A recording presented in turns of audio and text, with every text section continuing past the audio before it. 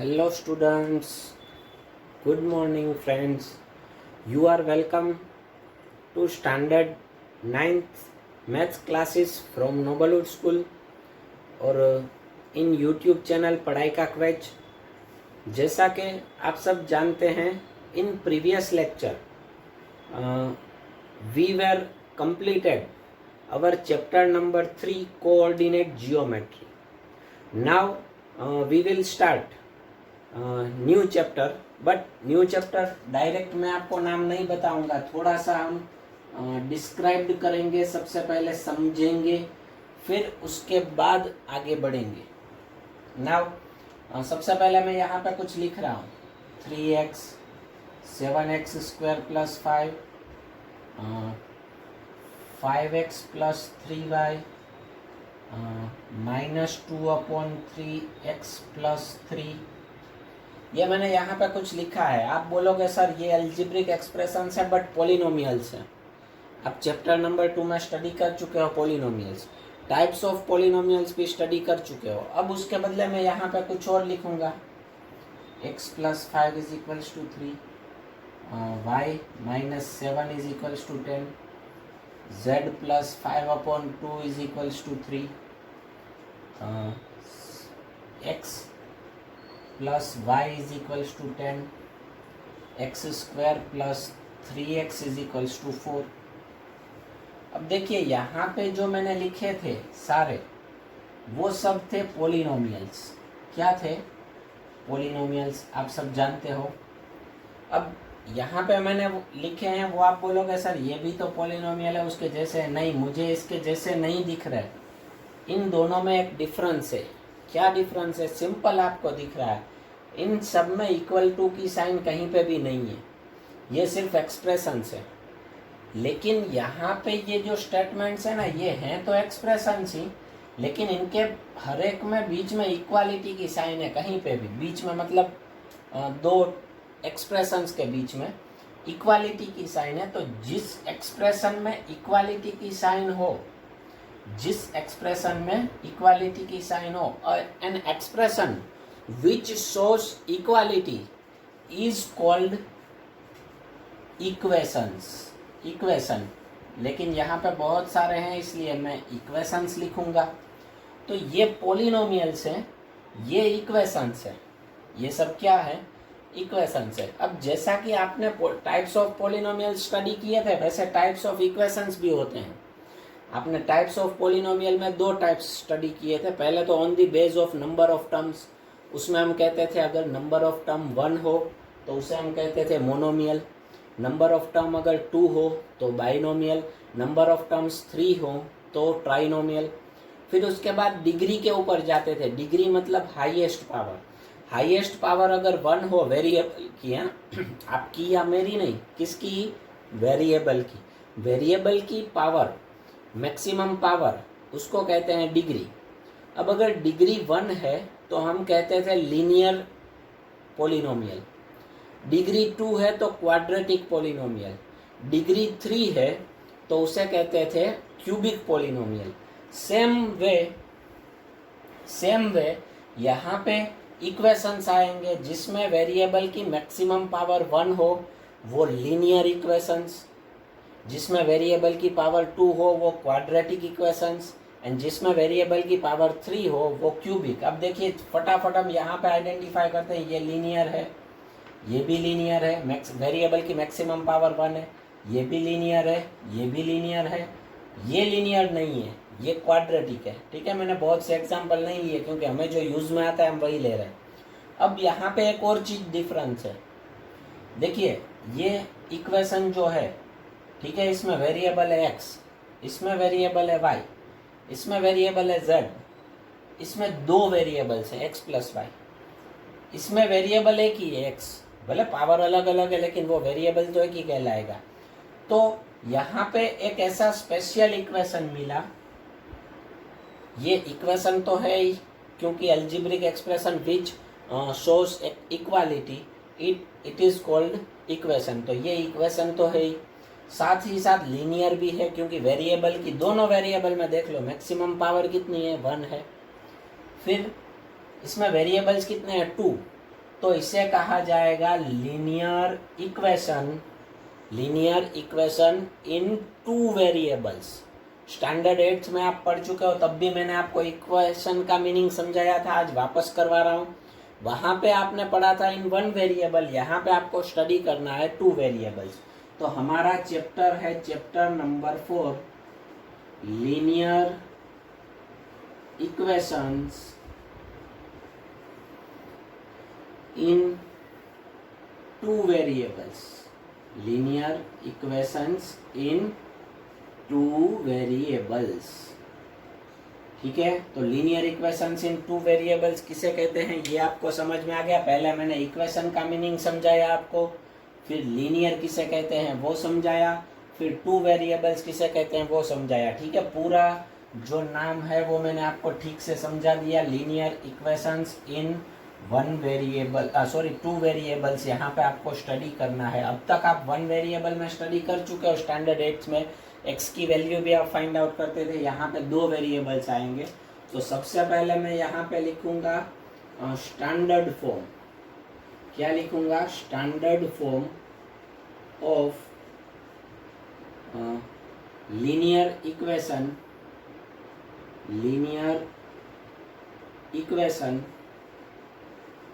इन two variables,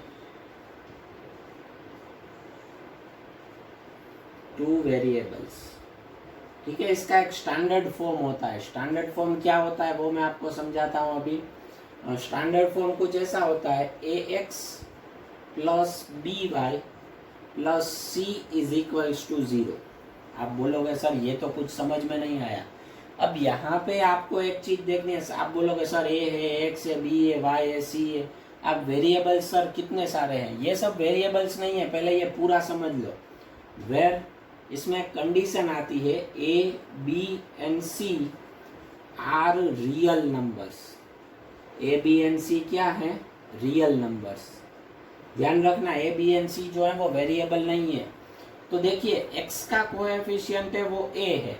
x का coefficient पता है ना, अगर मैं 3x लिखूं तो x का कोएफिशिएंट होगा 3, तो a की वैल्यू 3, b की वैल्यू भी कुछ नंबर होगी एंड c की वैल्यू भी कुछ नंबर होगी। ये कांस्टेंट टर्म, ये स्टैंडर्ड फॉर्म है। कैसा फॉर्म है? Standard form. स्टैंडर्ड फॉर्म में इक्वल टू की अदर साइड 0 आना चाहिए। इक्वल टू की अदर साइड क्या आना चाहिए? 0। अब यहाँ पे एक और कंडीशन है, a square plus b square is not equal to 0। इस कंडीशन का मीनिंग क्या होता है? a and b both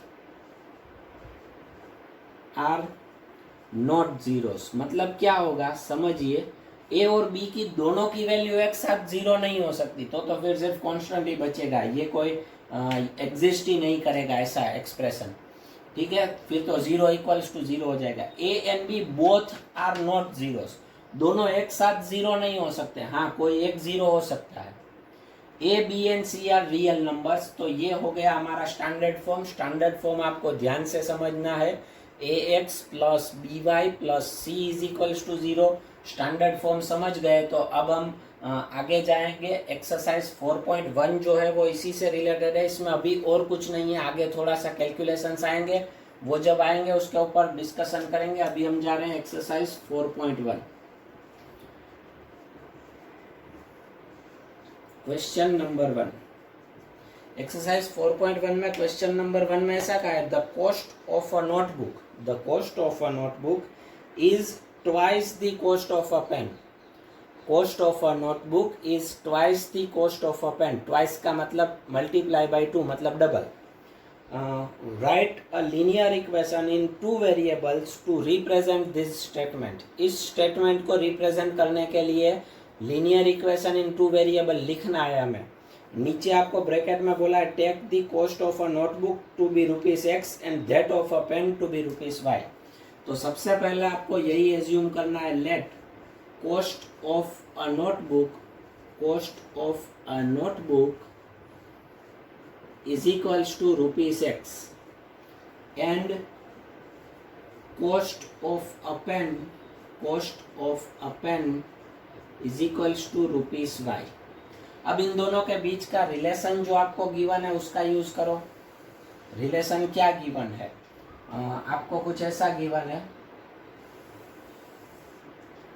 cost of notebook is twice, ये जो है वो ट्वाइस है, किससे ट्वाइस है, is equals to 2 multiply by cost of a pen, 2 multiply by cost of a pen.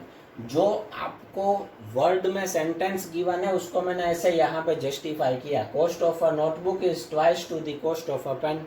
अब कॉस्ट ऑफ अ नोटबुक हमने क्या एज्यूम किया है, एक्स, तो उसकी जगह पे मैं एक्स रख दूंगा।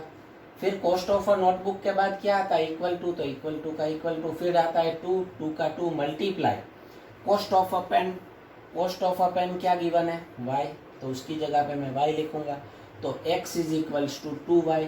लेकिन मुझे इसे स्टैंडर्ड फॉर्म में कन्वर्ट करना है, स्टैंडर्ड फॉर्म में कन्वर्ट करना है तो इक्वल टू की अदर साइड 0 होना चाहिए, तो इस 2y को मैं इधर लेके आऊँगा, प्लस से कैसा होगा माइनस, तो x minus 2y is equals to 0। आप बोलोगे सर आपने बोला था ax plus by plus c is equals to 0, इसमें c तो नहीं है, तो नहीं है तो c इज इक्वल्स टू 0, ठीक है।